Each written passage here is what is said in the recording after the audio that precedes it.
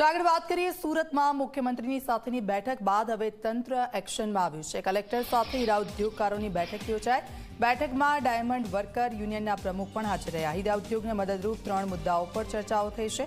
હીરા ઉદ્યોગકારોએ કલેક્ટરને પોતાની માંગણીઓ અંગે પણ રજૂઆત કરી।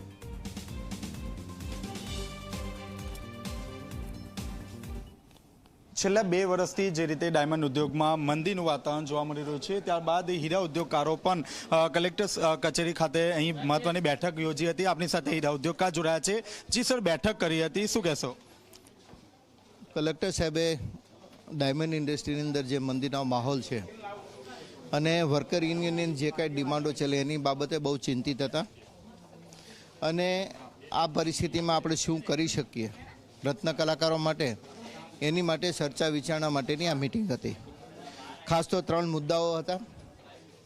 ડાયમંડ વર્કર કલ્યાણ બોર્ડની સ્થાપના કરવામાં આવે, રત્ન કલાકારોની શિક્ષણ ફીનો જે પ્રશ્ન છે એની માટેનું પણ ચર્ચા વિચારણા થઈ હતી અને જે રત્ન કલાકારો રિયલમાં ડાયમંડ ઇન્ડસ્ટ્રી સાથે જોડાયેલા છે અને ઈએમઆઈને જેને પ્રોબ્લેમ છે મકાનોના, આ બાબતે કઈ રીતના સરકાર મદદરૂપ થઈ શકે એની માટેનું ડિસ્કશન હતું અને ખૂબ પોઝિટિવ બાબતે આજની આ ચર્ચા રહી હતી।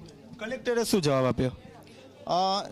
કઈ રીતના સરકાર આમાં હવે મદદરૂપ થઈ શકે સંપૂર્ણ રિપોર્ટ તૈયાર કરી અને રાજ્ય સરકારને મોકલશે અને રાજ્ય સરકાર આ બાબતે નિર્ણય લઈને પછી આગળ વધશે। આ બેઠકમાં કોને કોને બોલાવવામાં આવ્યા હતા?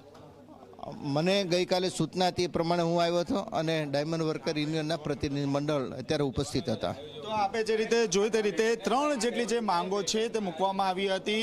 હવે આ જે માંગો છે તે રાજ્ય સરકાર સુધી પહોંચાડવામાં આવશે અને જે રત્ન કલાકારના જે મુખ્ય જે પ્રશ્નો છે તેનું નિરાકરણ લાવવાના અહીં પ્રયાસ કરવામાં આવશે। કેમેરામેન વિજય વેસાણી સાથે ચેતન પટેલ, ઝી મીડિયા, સુરત।